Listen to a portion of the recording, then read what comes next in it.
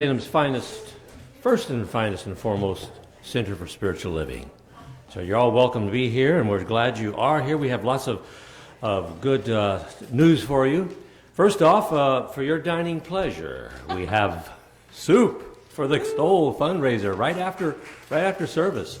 Don't miss that. Right after the service, we can enjoy this delicious soup. It's made by loving hands, and there's more than just one. There's three probably that you can choose from, and bread to go with it. So you're welcome to attend also our annual meeting after service, after the Soup for Soul, that is. We're going to get together with the members of the congregation, the entire congregation. Everyone, new members and all, are welcome to come and check us out and see how we handle things. And we have a lot of fun in doing that. Is there anybody visiting us for the very first time? Anybody here? Okay, right here. We have someone who could probably give you a nice little packet. She's coming up now with something. Oh, they got one. Got one? Oh, they got one. Talk about being in and right on top of things. Thank you. Well, welcome. We hope you like what you hear. We hope you like what you see. We hope you come back. Yeah. Let's see. A couple of announcements here going on. The meeting is going to happen right afterwards. Now, there's something else that's going to happen on the 25th of February at 12:30 in the library. On the 25th, Sunday, there's going to be a membership and information meeting. Anyone can come to that, especially new members, new people who would like to look in to see how you do things here. What is your real philosophy? We kind of give you a little tidbit about that. And then that helps us to get together with you and find people who say, you know, I'd like to become a member of this community. Yeah, that sounds good. So we're just asking you to just check it in and check it out and see what you think. So if you're interested in learning about the more basics of the science of mind, we're also going to have even classes coming up later on in the month. We'll talk about that later. But don't forget our Friday book club. That's coming up. And right now what we will do is kind of get the energy really in tune. Brad helped start it this morning, but we're going to sing. We want you to join us. Darcy, will you lead us? Yes. Okay. And in fact, if you'll stand, you don't need your program. Okay. I think you'll know this one. Stand up and sing with me. Ready, Brad? This little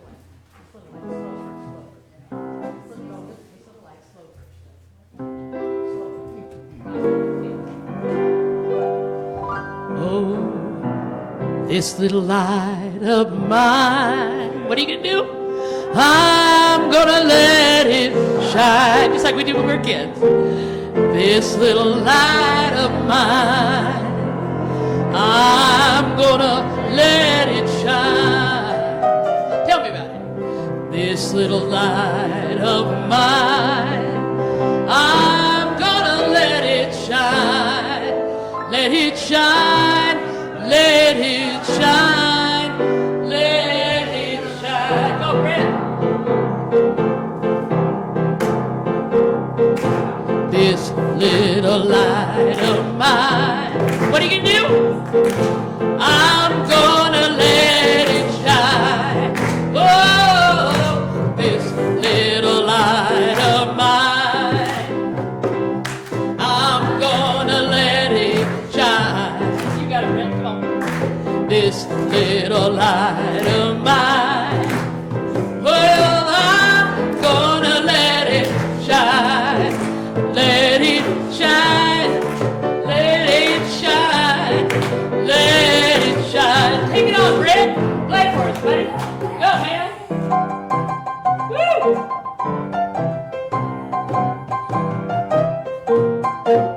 Yeah.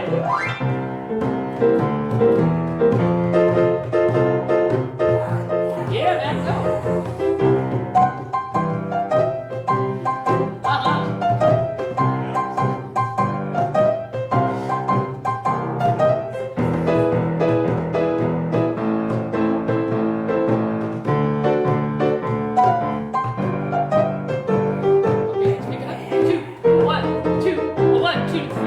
Everywhere I go, I'm gonna let it shine. Everywhere I go,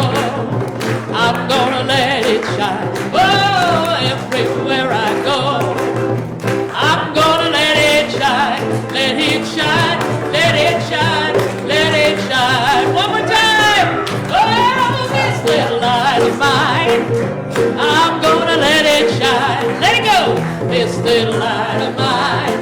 Oh, I'm gonna let it shine. This little light of mine. I'm gonna let it shine. Let it shine. Let it shine. Oh, let it shine. Oh, yeah, yeah. Let it shine. Good morning. Have a seat.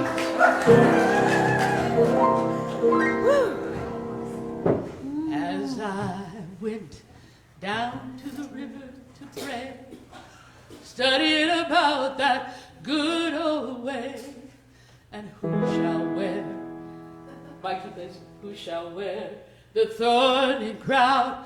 Good Lord, show me the way. Oh, brothers, let's go down. Come on down. Don't you want to come down? Oh, sisters, let's go down. Down to the river to pray. As I went down to the river to pray, studying about that good old way, and who shall wear the rose and crown? Good Lord, show me the way. Oh, sisters, let's go down. Come on down. Don't you want to come down? Oh, sisters, let's go down. Down in the river to pray. As I went down in the river to pray, studying about that good old way, and who shall wear the rose and crown? Good Lord, show me the way. Oh, mother, let's go down. Come on down. Let's go down. Oh, mothers, let's go down. Down in the river to pray. Go, Brent. Yeah.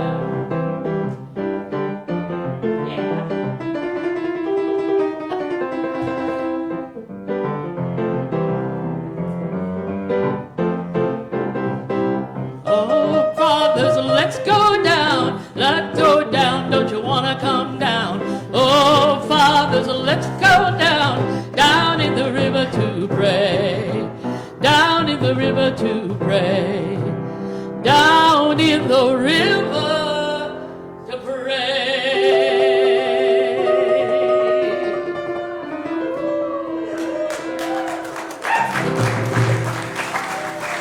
Good morning.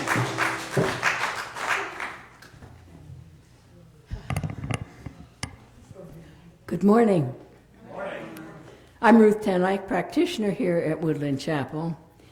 Now let us bring our hearts and minds together. Get comfortable in your seat. Close your eyes if you choose. And I would like to give an invocation to this group, to this meeting, to this time together. I know that God is in my heart. I know that God is available for any heart. God shows me the way, and I know the way to go. And I know that those here today participating in this wonderful group all know God is giving them instructions too. And as we work together to learn, to study, to take in those pieces of information that give us the strength and the way. For this I am eternally grateful. I'm so glad that I have a part, that I can always be available to those who need. And I release these words into the law of love, the law that always says yes. You may not recognize at first that the answer is yes, but you will know the best is there for all. And so as I release these words, please say with me, and so it is. And now if you'll again speak with me In your program, there is an affirmation.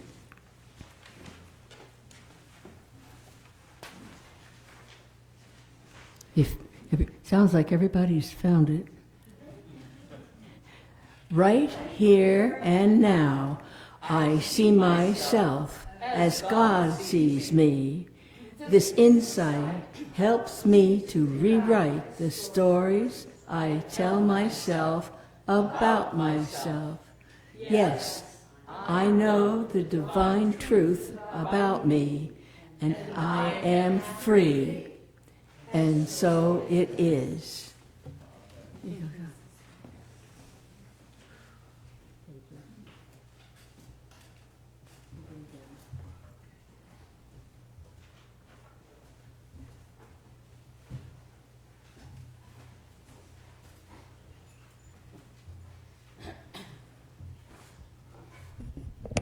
Good morning as well. The title of today's reading is No Offense. Reminds me of a joke about a rabbi, a priest, and an evangelical minister out in the middle of a lake fishing in a rowboat. While fishing, the rabbi states, "I'm hungry. I'm going to go to the cabin and make myself a kosher sandwich." So he then stands up in the boat, proceeds to walk across the top of the water, goes to the cabin. About 10 minutes later, he comes back, has a sandwich in his hand, and sits back down. Priest says, "That's a great idea. I think I'll do the same thing. I'll go get me a sandwich. I'll be right back." So he stands up, middle of the boat, gets up, sure enough, walks across the top of the water. About 10 minutes later, he comes back with his sandwich, sits back down. The evangelical minister says, "I'll also do the same and get a sandwich. I think I'll also bring back some waters and snacks for us." He then stands up, takes one, not even a step out of the boat, immediately falls right into the water. The rabbi and priest help him up back into the boat. Minister says, "No offense to you, gentlemen, but why is it you guys can walk on water, but I can't?" Rabbi says, "No offense taken. You just have to know where the rocks are."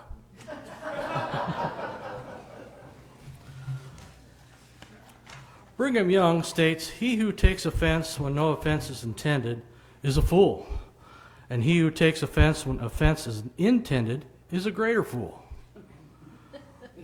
Ernest Holmes also writes, "Nothing can touch us unless we let it touch us. Refuse to have the feelings hurt. Refuse to receive anyone's condemnation." I read an article by Reverend Lloyd Strom, and the quote that stood out to me was, "You cannot offend an enlightened being." In these days when so many choose sides and take offense at any differing opinion, Strom's words made me pause. Strom went on to say, "The only way we'll ever be able to live in a world where we are not offended is to learn how to forgive all those who offended us. Therefore, Therefore, whenever we are offended, we are being provided with an opportunity to learn how to forgive more readily and more fully. Consequently, the fastest way to become enlightened is to allow ourselves to be offended by everyone, and then constantly forgive them, until we are no longer offended by anyone. Who knew that the fast track to enlightenment was allowing ourselves to be offended, and then consistently forgiving? This is our apprenticeship in life. As long as we harbor resentment, anger, or ill feelings toward anyone, we have work to do. We cannot shine when unforgiveness dims our light. Strom concluded, "If you cannot forgive those who offend you, you have no right to speak of love." This is another instance where it is far easier to teach these spiritual principles than it is to practice them. Letting go of judgment, even self-righteous judgment, is the path to illumination. Today's affirmation: I take no offense at the slings and arrows of life. I freely forgive, and move on. Thank you.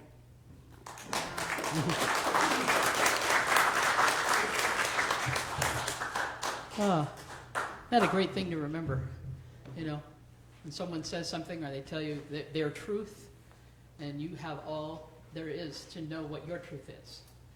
And that's been a journey with Brent's situation. For those of you who are not knowing this, Brent is back from being told that he was going to die. And from being told, the doctors told me not to put too much hope in him playing piano again, and not to worry about him. If he can't swallow properly and doesn't, he may, so he's on hospice. What? Yeah, that's what I said. Okay, whatever.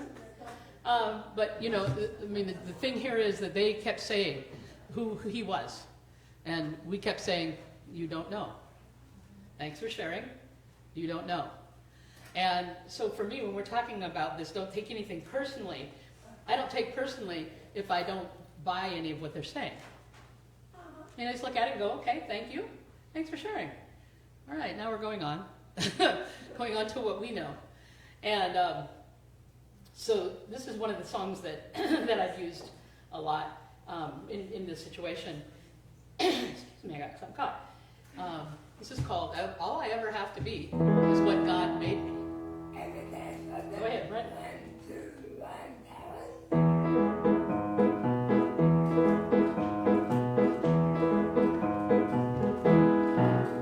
When the weight of all my dreams is resting heavy on my head, and the thoughtful words of help and hope have all been nicely said, but I'm still hurting, wondering if I'll ever be the one I think I am.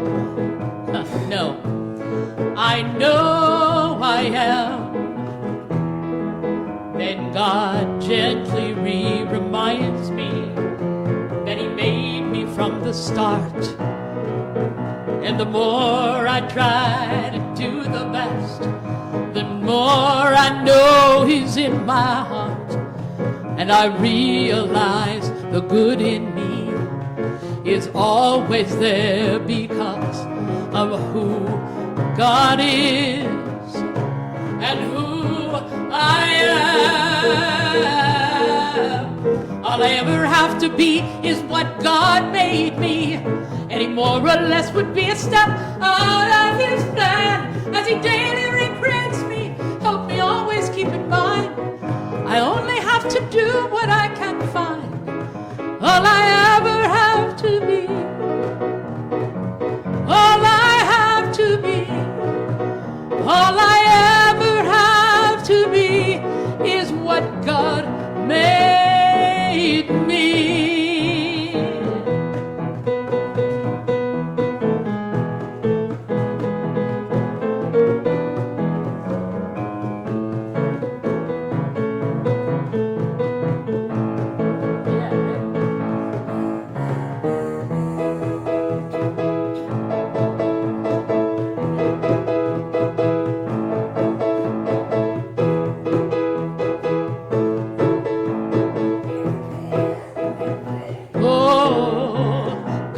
Gently reminds me that He made me from the start.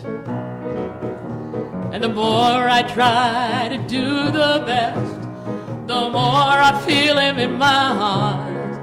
And I realize the good in me is always there because of who God is and who I am. Oh, His child, all I ever have to be is what God made me. Any more or less would be a step out of His plan. As He daily rebrings me, help me always keep in mind, I only have to do what I can find.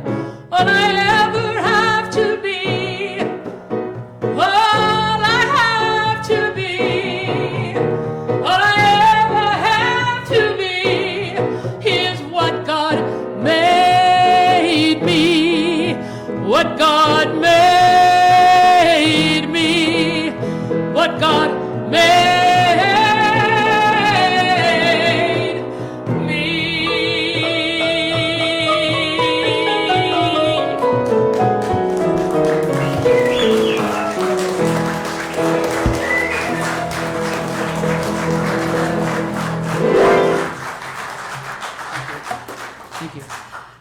Marcy, Brent, and Mary, thank you this morning. Oh my God.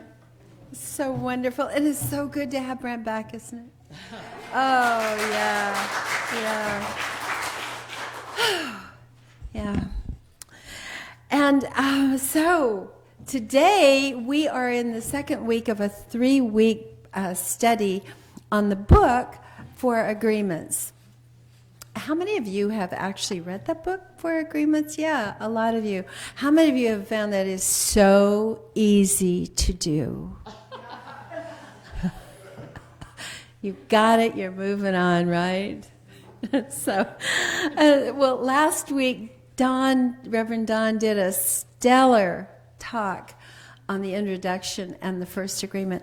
And if you weren't here, go on our Facebook. I think there's other places, but I usually go to Woodland Chapel Facebook, and you can hear it. And he did a wonderful job with the introduction and be impeccable with your word.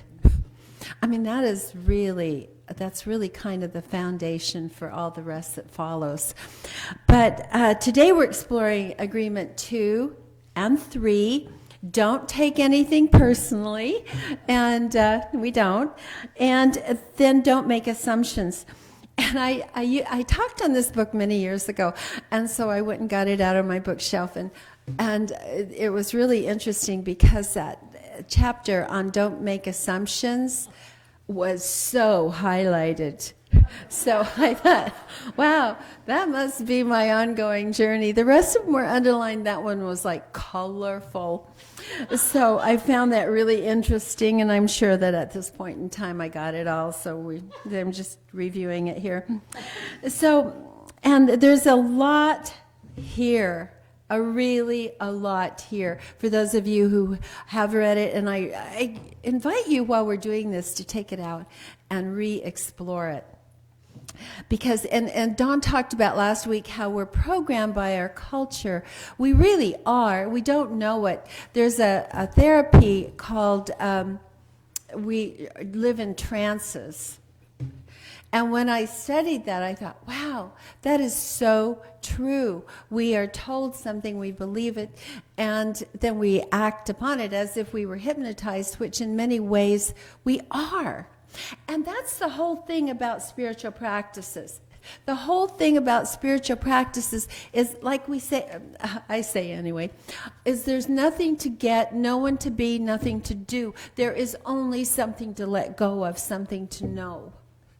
Spiritual practice is just all about coming to self-awareness, awareness, to be awake more often. And so, and this book is also really about relationships, isn't it?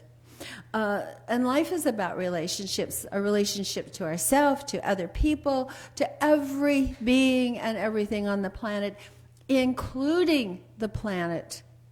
Everything is really about relationships. And what kind of relationship do we want? What kind of relationship will we have? And of course, that all depends on the reflection of ourselves, doesn't it? Our relationships are a reflection in some way. So agreement number 2, don't take anything personally.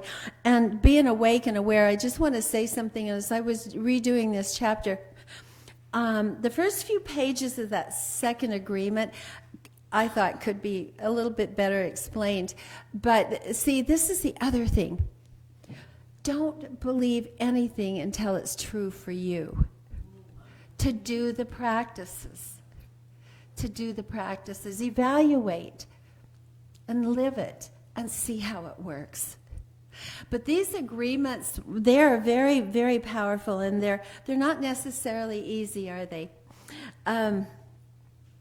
But we each live, and see, this is the thing, we think we live in an objective world. And we could say everything is objective. This is the way it is. We can't do that too much with Google now. So it's like, no, you're wrong. You let Google it. But we really do live to a large extent in a subjective world. We see the world through our own lens. And to wake up more is to see more clearly, like that scriptural quote, I see through a glass darkly, but then I shall see clearly. And that is the spiritual process. That is the spiritual process, to beginning to see more clearly. Years ago, Terry Cole Whitaker wrote a book called What You Think of Me Is None of My Business. And it's a great book. And it's so true. People's opinions of us are their opinions. Just like Darcy was saying, the doctor's opinions were their opinions. Now, they may have some information behind what they're saying, but that was their opinion. They really did not know. And God bless Darcy. She can really stand up for the truth. If someone thinks I'm great, that's okay, that's good. If someone thinks I'm not great, that's okay. And I really took a while to come to that, to realize that everyone is going to have their own experience. And it's not about me. And it's not about me. Well, let me give two caveats. It's not important what people think about me, and it really isn't important. It's not important, really, what people think about you. And I have a couple caveats. One of is maybe your employer needs to have a good opinion of you. And the second one is, other people are a mirror. And it doesn't matter what they think about you, but other people are a mirror for us. And we learn through relationships. If we were just walking around with no relationships, we wouldn't even know ourselves. We know ourselves in relationship. And relationships are really a catalyst on this journey. And relationships are a mirror. They are simply a reflection of where we are on the path and what we believe. They're a mirror. And so, it's not that we don't value people's opinions, and oftentimes we ask opinions, but of those, only those whose opinions we respect. And then we evaluate it. What people think about us. When I was doing this, I was thinking about years ago. I spent my childhood in a Mormon community, a small community in southeastern Idaho. And not only was the entire community LDS, everyone was related on some level somewhere. I'm still finding out people who were my relatives, and I didn't know that growing up. So it's a very insular community in a way. And my cousin, if you know anything about LDS, the young people go on missions.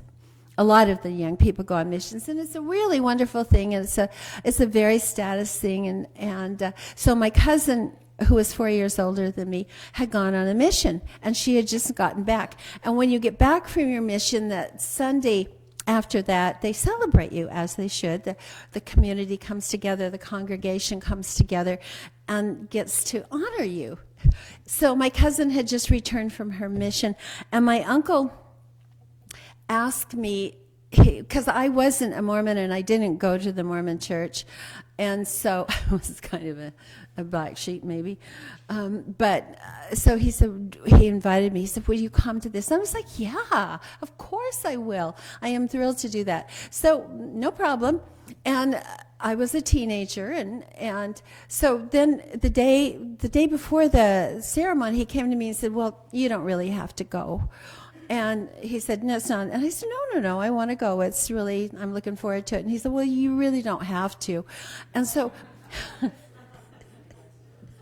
and he was very close to me.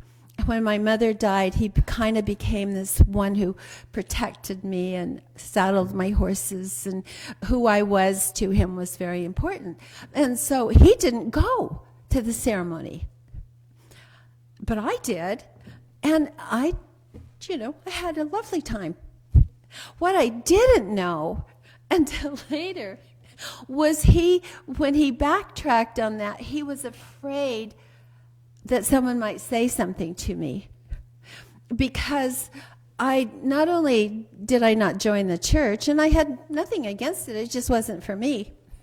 I think maybe even by then I had converted to Catholicism. I think I was 15. So that probably wasn't a good thing either. And then, as my cousin always told me, I was very spoiled. So maybe nobody liked me on top of all that. I have no idea. But it didn't dawn on me until way later that the reason he didn't want me to go, he was afraid someone would say something to me. Well, as a teenager, I was completely oblivious to anything any adult thought. And never dawned on me that, and they didn't like me. It didn't occur to me that they didn't like it, and it wasn't an issue, and I didn't even thought about it. And so I had a perfectly good time.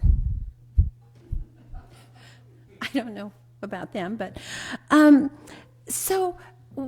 don't know if I'd have thought they wouldn't like me and they didn't want me there, I would have gone anyway, truth told. But because I had no idea. And I've noticed a lot of time in my life, I've had no idea what people think about me. And that's a good thing. I think it's a good thing.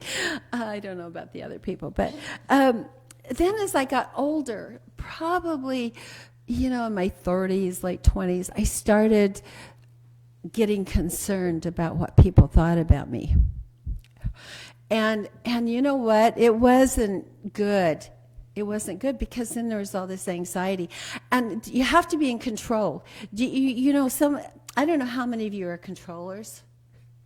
And if you got to control that to make sure that people think the right thing about you.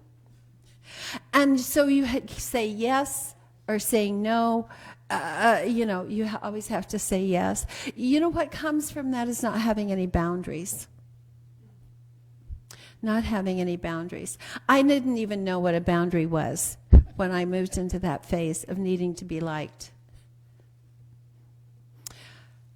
I look back now, I wish I could go back and redo some of it and have some boundaries and say no, But we say yes when we mean no, and we say no when we mean yes, and we just don't know.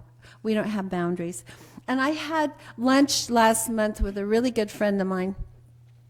And this friend, she was telling me that a relative of hers had asked, this friend was gone for a couple months, and a relative had asked if they could stay in her apartment. And she said, yeah, but you can't bring your girlfriend. And then the relative was beside themselves, because why not, and why not? And my friend said, well, because I don't want to get evicted. Because this relative is a drug user, and it turns out they had just been evicted from their apartment. So she said no, and I was like, wow, that is so cool, because this individual was so codependent with this person that their life was really crazy. Really, really crazy. I can't even tell you the craziness that went on around this. And I've been codependent and crazy too, but this was over the top crazy. And so in doing that, she was telling me, she said, I really had boundaries around this. And boundaries were kind of a new thing, to have boundaries and to say no. And she said, I love this person so much, but I wasn't going to get evicted from my apartment. And they haven't spoken to her in a couple months. And she said, I love them. I'm okay with that. I'm okay with that. And I thought, wow, this was a transition in her life. There's much more to the story in my journey with this person. But to have these boundaries and to be okay with it. It didn't matter what the other person thought about her. Didn't matter.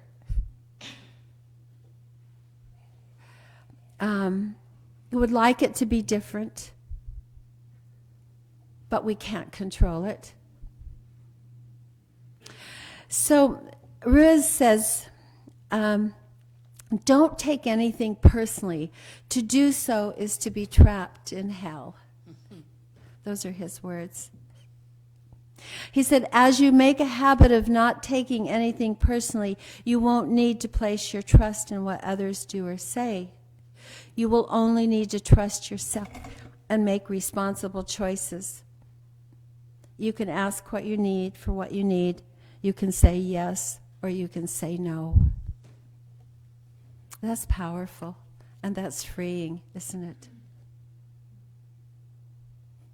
So the third agreement is don't make assumptions. And this is a relationship killer or a relationship maker, you guys. And you probably say to me, well, you got that mastered in your relationship because you've been married like 56 years. Well, I got to tell you, what it does is you got more things to make assumptions about.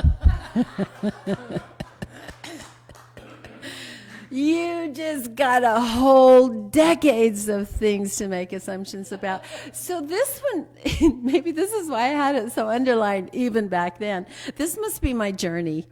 Don't make assumptions. He says, all the sadness and drama you have lived in your life was rooted in making assumptions and then taking them personally. Well, when I first wrote that, I thought, well, that's somebody else. I'm not a drama person. And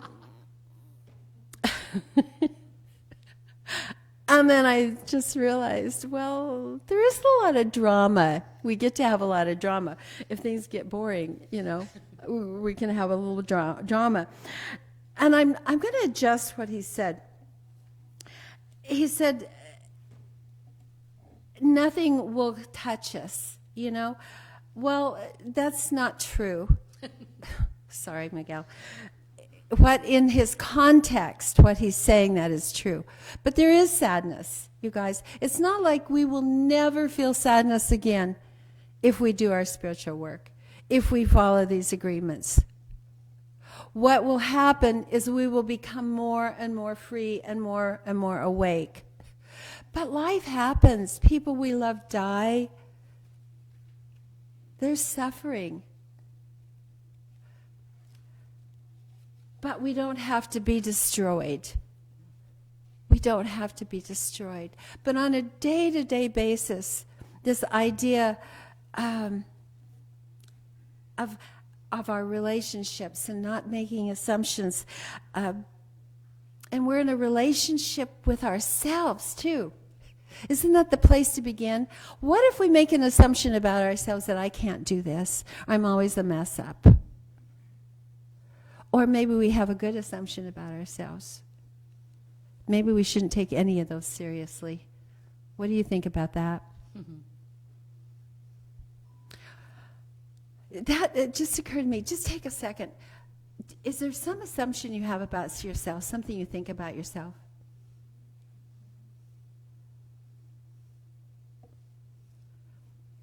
What if you could just let that go? But more than that, get into clarifying, why do I think that? Is it true or is it not true? Explain it to me. Why do I think that about myself? Why have I made that assumption? Because I'm making that assumption true. And when it comes to living this drama, sometimes, we said, well, I want to be more spiritual and I want to be awake and more enlightened. But you know what? Sometimes we like our drama, don't we? And it might be kind of hard to give up. And I think that those are things that we just have to say, okay, this is where I am. It's making me miserable, but that's my misery. And I'm comfortable with it. That sounds weird, doesn't it? But it's mine.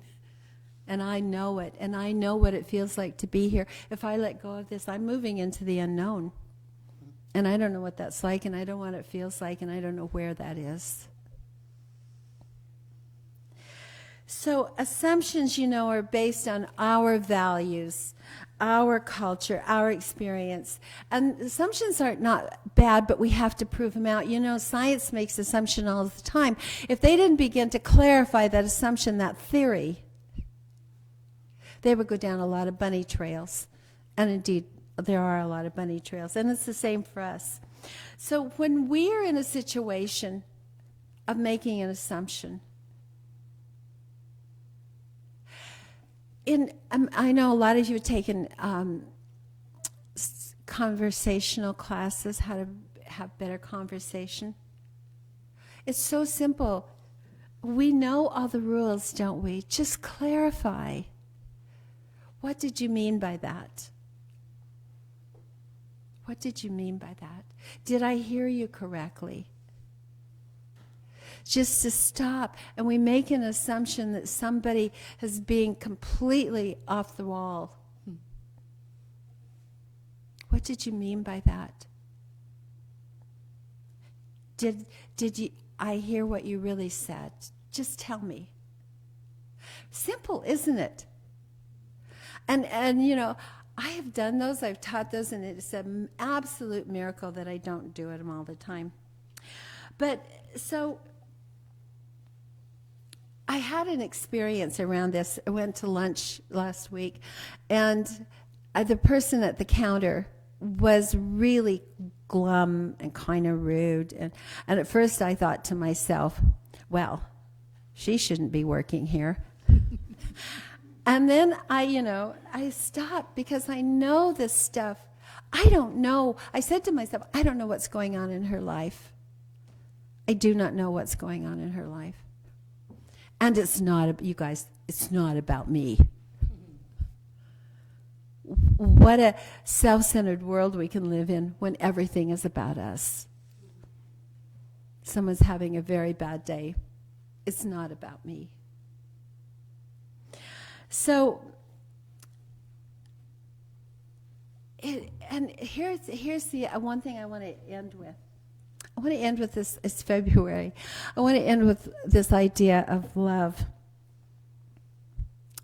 And doing a lot of marriages over the years, one thing I realized, because we usually had a little counseling beforehand, and I'm not saying that we who are experienced don't do this. We don't do this anymore. But I know in the beginning, and getting in relationships, we're not in a relationship with that person. I had to tell you that. We're in a relationship with our idea of that person. We have made an assumption about that person based on our reflection, our projections. I saw that so often in the early counseling. And then we get to know the person, and we're like, we can change this person now. Because we didn't really know the other person. And you guys, this is hard to say, but that's not love.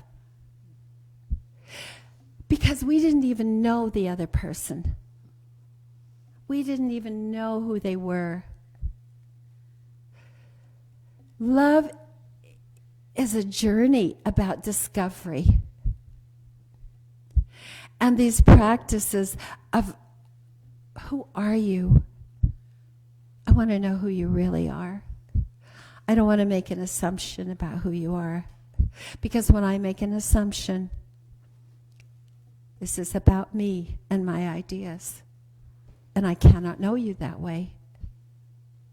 This is deep stuff, isn't it? This is deep stuff. We do get into real. That's why I think somewhere along the line is, oh my God, this isn't the person I married. This isn't the person I was with. Well, that's because we never knew the person. We only knew our projection, our assumptions. And so this work is so important. It's actually a journey of love. It's actually a process of love when we take the time to do this work, to really know the other person. And next week, Cheryl's going to be speaking on the fourth agreement. to do your best. And she's really good, you guys. So be sure and be here, because it kind of takes some of the pressure off that I might have imposed upon you. So, yeah. So have a wonderful week, and watch the assumptions and watch how we take things personally. And just practice, because it's a lifelong thing, isn't it? It's a lifelong thing. But it is a journey to love. Namaste.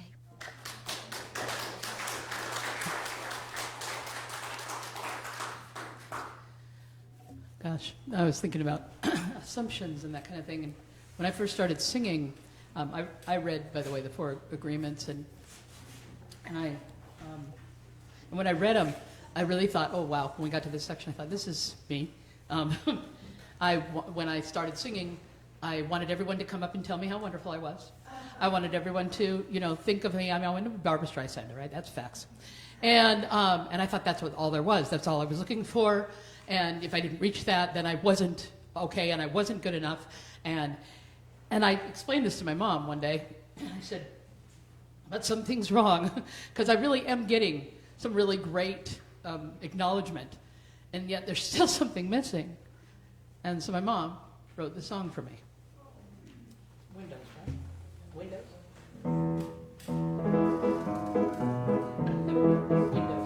Windows. Yeah, that's it. Okay, good. I wanted fame to leave my name, to prove I'd made my place. But when the recognition came, there was still an empty space. Although the praise and sweet applause feels wonderful to me, I need to give what I've received to make my life complete. So I pray that I'm a window for the sun to sparkle through, no matter whether others prefer art glass of brilliant hue. I would have God's love shine through me, so that everyone would say,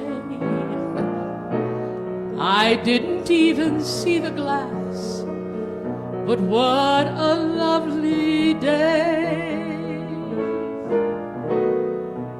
I've had my doubts, I've felt left out when I tried to compare my gifts with those of other folks who have so much to share.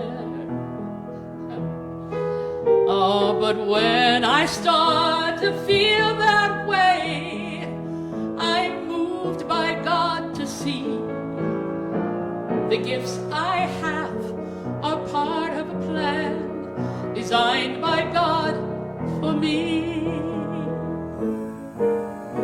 And I've learned that I'm a window for the sun to sparkle through,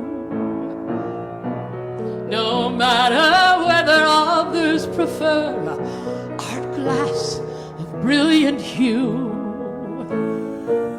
I would have God's love shine through me, so that everyone would say, I didn't even see the glass, but what a lovely day. There are those we know who seem to glow. The love shines from deep within.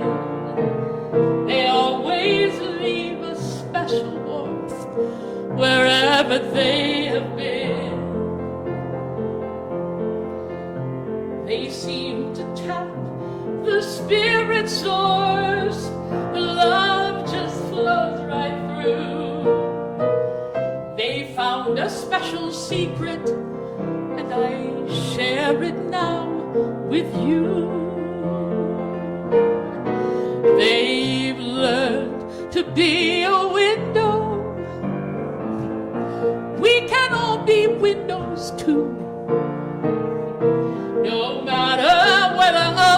prefer our glass of brilliant hue. We can let God's love shine through us, so that everyone would say, I didn't even see the glass, but what a lovely day.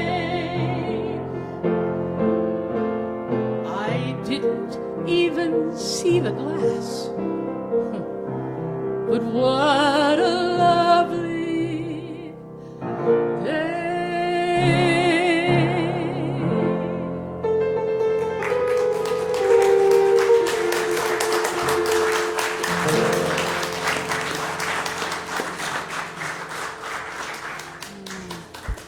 Thank you, Darcy. And Darcy's mom, Betty, was an amazing woman. And yeah, I'm sure she's so proud of you wherever she is. Indeed. Your talk was amazing. Thank you, Julie. Reverend Morris, our time for a special thing, is it not? I think help us out with that. I'm going to ask the ushers to come forward. Let's have that young lady right there and that young lady right there come forward for this old guy. And this young lady here has two.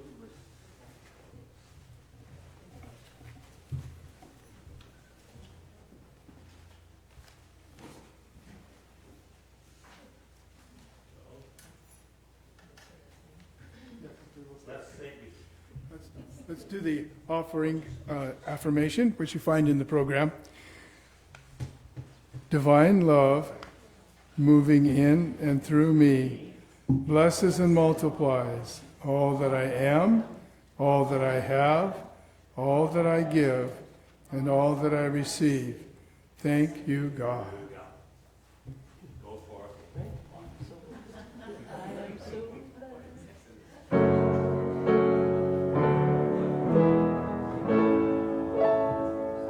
I am so blessed. I am so blessed. I am so grateful for all that I have. I am so blessed. I am so blessed. I am so grateful. I am so blessed. Sing this now like you really mean that. I am so blessed. Yes, you are. I am so blessed. I am so grateful for all that I have. I am so blessed. I am so blessed. I am so grateful. I am so blessed.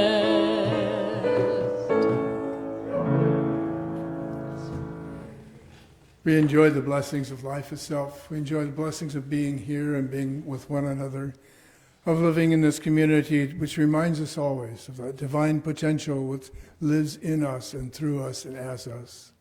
We give thanks for this by sharing our gifts, by sharing generously from our hearts, by giving of our time, by being here.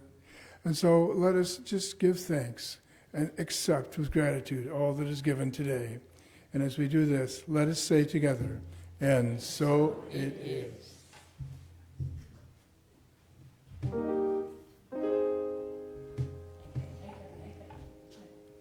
If you'd like to stand now, we could do our prayer of protection. The words are in the program.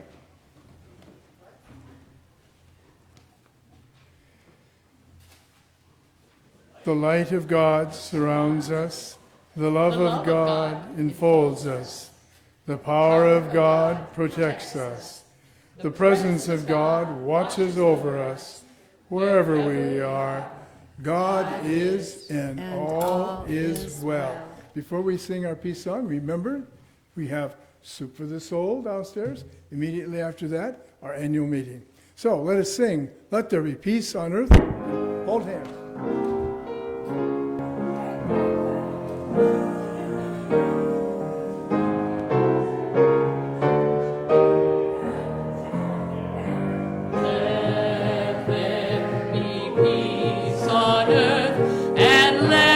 Begin. with me.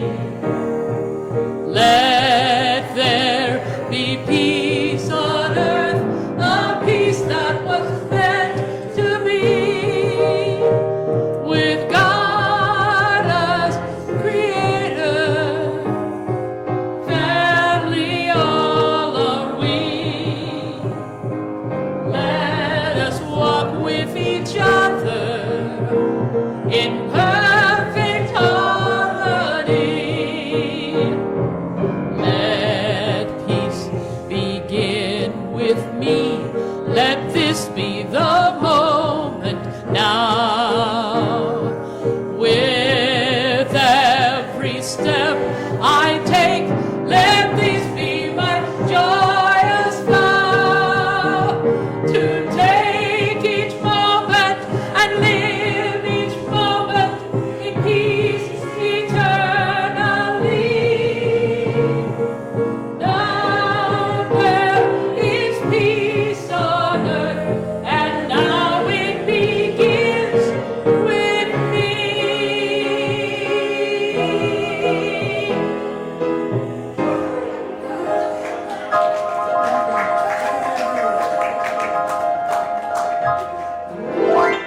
Hey, girlfriend.